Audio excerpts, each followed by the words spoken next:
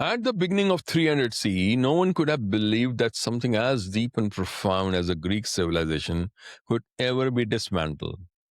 However, as the world ended the 600 CE, no one could have believed that something as profound and deep as a Greek civilization that gave thinkers and scientists and philosophers like Euclid, Homer, and Archimedes, Socrates, and Plato could have ever existed.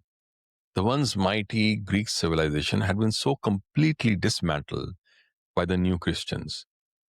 Later, someone asked a Christian missionary a simple question: how did the Greeks give up their gods and culture and civilization so easily? How does a civilization that gave the world Homer and Socrates and Archimedes simply walk away from everything it once held sacred? And the answer was very simple. He said maybe by then they had come to realize that there was nothing worth left saving. Let that sink in. I'm Desh Kapoor, and this is Drishtikone TV. A recent advertisement by a jewelry company should make us all think. चल हाथ दे। अरे wait ना। Okay, fine. First you. Oh, hello. What's all this? अभी मेरे से पहले आएगा। Look. वाह, स्पेशल राखी भी। Of course. See, it's matching. मेरा gift? Gift. This Rakhi celebrate your four-legged sibling too, with the all-new pet collection from GIVA. Because nobody asked Kriti Sanon after the advertisement what she was allowed to wear. That question was never on the table. But she answered that question anyway, because that was the easier question to answer. And because it took us away from the real question. Because answering the real one would have actually cost her and the corporate which actually made the advertisement something. The setup was a classic misdirection. The jewelry brand actually took Raksha Bandhan, thousands years old festival honoring the sacred vow between siblings, and turned it into a superficial fashion film. The traditional attire that was gone, the actual ritual that was actually used as an ironic backdrop. A dog actually stood in for the brother. When people objected to seeing the sacred occasion turn into a shallow aesthetic mood board, the corporate machinery that had created the advertisement pivoted. Kriti Sanon transformed their objection into a culture war slogan about policing women's bodies. Politicians like Rahul Gandhi jumped in with hashtags. The substitution worked perfectly. The public began arguing over the necklines and the bikini, and the actual crime that had been done actually disappeared entirely from the whole discussion. Attire for the occasion matters. You do not wear a bikini to a funeral, or funeral clothes to a wedding, or shorts to the courtroom. That is what the discussion should have been about. But it was turned into a woman's choice about her clothes as opposed to their appropriateness. This is how the meaning dies in the modern world, you see, not with a bang, but with one small concession after another. Historically, when cultures were hollowed out, it happened very, very slowly. Missionaries, like we discussed in Greek civilization, noted that by the time the population converted, it was simply because they had decided that the old traditions had nothing left worth saving at all. Sacred meaning is not kept in some vault. It lives entirely in the seriousness a community brings to it. Treat it casually often enough, and you train a generation to feel absolutely nothing when they look at it. The emptiness arrives quietly, and by the time anyone objects, the objection itself sounds like shrill noise, because the very feeling that they are defending has already been erased. To understand why this matters, we have to look past the modern dismissal of rituals as mere sentiments. Our ancestors did not design these practices to be ornaments or just sentiments. They designed them as functional, organic technology. Look at Atharva Veda, for example. It is a practical storehouse of human survival, protection, and the removal of suffering. It contains a highly precise methodology and technology known as Mani-Bandhana, or the active binding of sacred amulet or the thread. The text uses specific verbal roots to describe this act of energetic engineering. First, the Badnami. The root is bandh, meaning to bind. It is the execution of a metaphysical capture, locking a specific intent into a place. Second, abadnami, which means a wrapping or encompassing, creating a localized, impenetrable, energetic shield around the individual. And third, pratimuchami, the act of launching a counterforce to repel ambient hostility or psychological decay.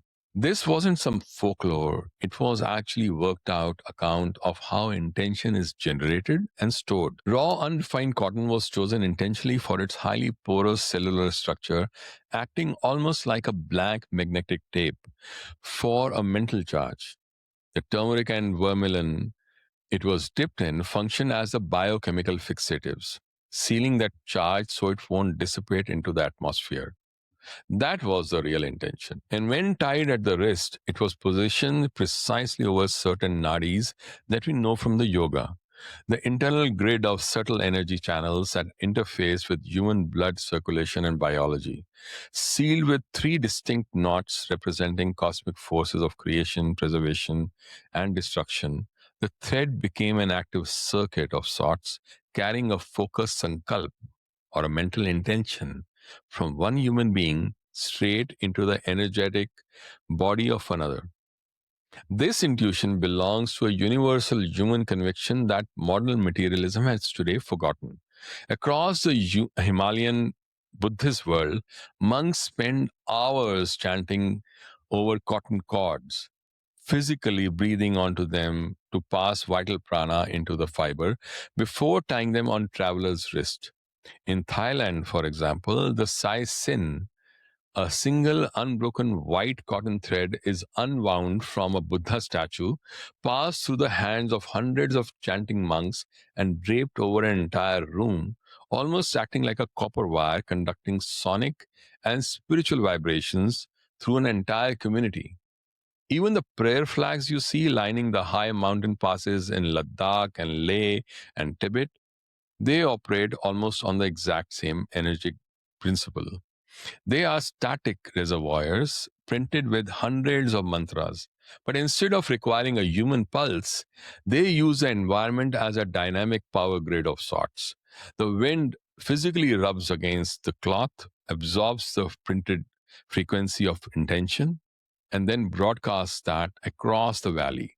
Separate civilizations have actually arrived at the exact same conclusion that a charged material can hold human thought and move it into the world for something positive. Even Western science, for example, has actually looked into this. Dr. William Tiller, a professor of material science and engineering at Stanford with a hand in Apollo program, spent his retirement proving this exact same mechanism. In controlled experiments, he actually had the Buddhist monks who were meditating around an intention device that he had created, which was electrical device, and they were trying to put in the thought or intention that the pH value of the water actually goes down or up.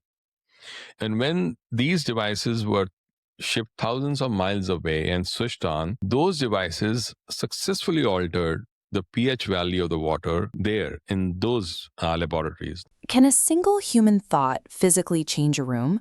Mainstream science says no, but Dr. William Tiller believed an intention host device could re-engineer reality. Take this isolated lab. The goal? Raise the pH of this beaker of purified water, without adding a single chemical. It starts with 4 meditators holding a precise instruction, like raising the pH by 1. They mentally seal that thought into a simple electronic box made of standard memory components. This imprinted device is placed next to the water in the distant lab. It runs continuously, emitting less than a millionth of a watt. Here's the friction.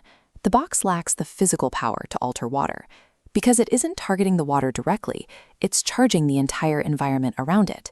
This environment-wide shift is called space conditioning, which raises the room's thermodynamic free energy. Once the room reaches this higher physical state, the normal rules of matter shift.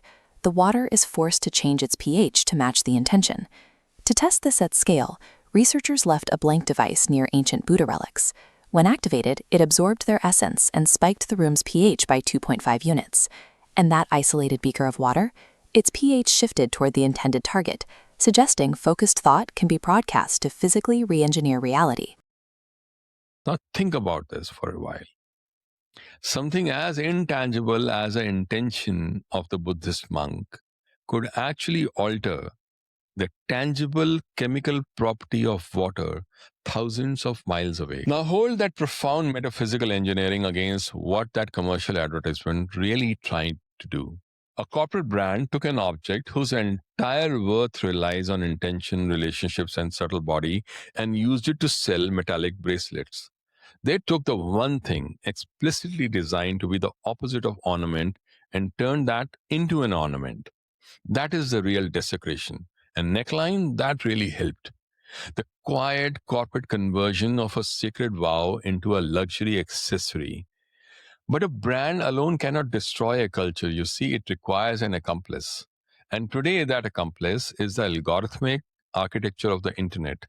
The hollowing out of traditions used to take centuries, like the Greek civilization. Now, the recommendation algorithms have automated the erosion, turning the cultural dismantling into a real time profit optimization loop. The algorithm operates on a predatory math. It tracks attention, and human attention is most violently captured by friction, novelty, and polarization.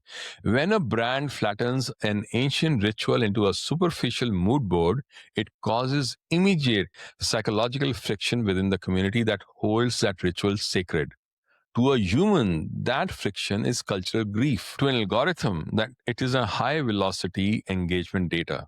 The moment you comment, object, or debate the inversion of your own ritual, the algorithm rewards the content. It pushes the advertisement into millions of more feeds because it has successfully provoked a behavioral response. The corporate apparatus quickly learns a chilling lesson. Desecration creates virality. Hollowing out a festival stops being a creative mistake.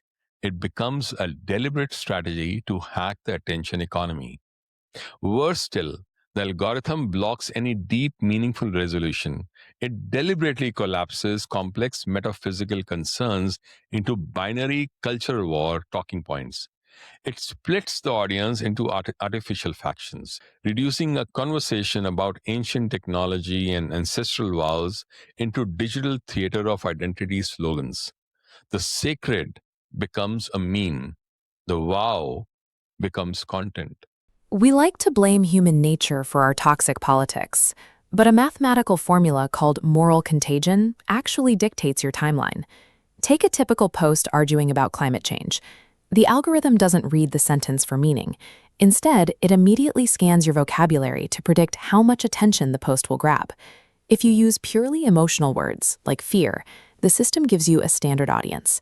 If you use purely moral words, like duty, you get zero extra boost. But when you combine them into a moral emotional word, like hate or shame, the math changes. For every single moral emotional word you include, the algorithm multiplies the post spread by 20%. But there's a catch to this viral expansion. The system distributes this supercharged content almost exclusively to your political in-group, locking everyone inside a polarized echo chamber. This localized outrage isn't a glitch in the software. It is the exact engagement product the platform was mathematically designed to build. So when your feed feels increasingly angry, you're witnessing the algorithm maximizing moral contagion. You can wave away every mantra, every subtle energy channel, and every Stanford experiment, but one plain psychological fact remains.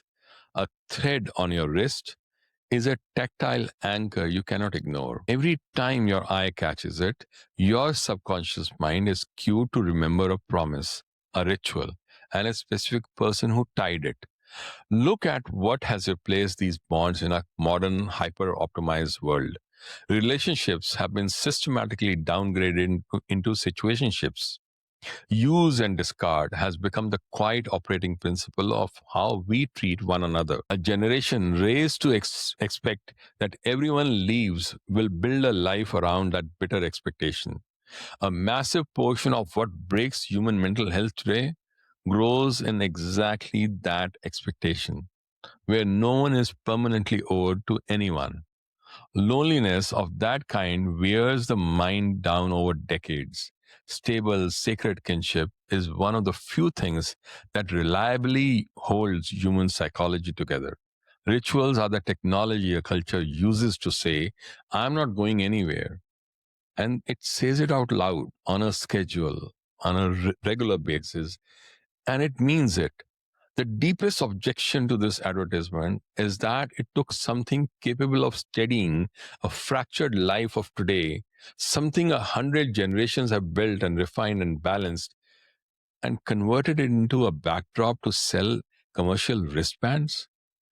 Our job is to run the other way. We should be making these bonds and organic rituals that carry them more serious, not less. We must deepen what they mean, anchoring them in our true metaphysical grammar, instead of allowing them to be hollowed out for a corporate fashion campaign. None of this is about controlling what an actress wears. She can wear whatever the heck she wants to wear, and wherever the heck she wants to wear that. The objection is that a brand took something worth deepening and flattened it for an ad, and then hid behind a progressive slogan when people actually notice the flaw. The answer to something being hollowed out is to actually fill it back in. That is the harder path, but it's the one that leaves the world better than we found it. I am Desh Kapoor, and this is Drishtikone. Jai Hind.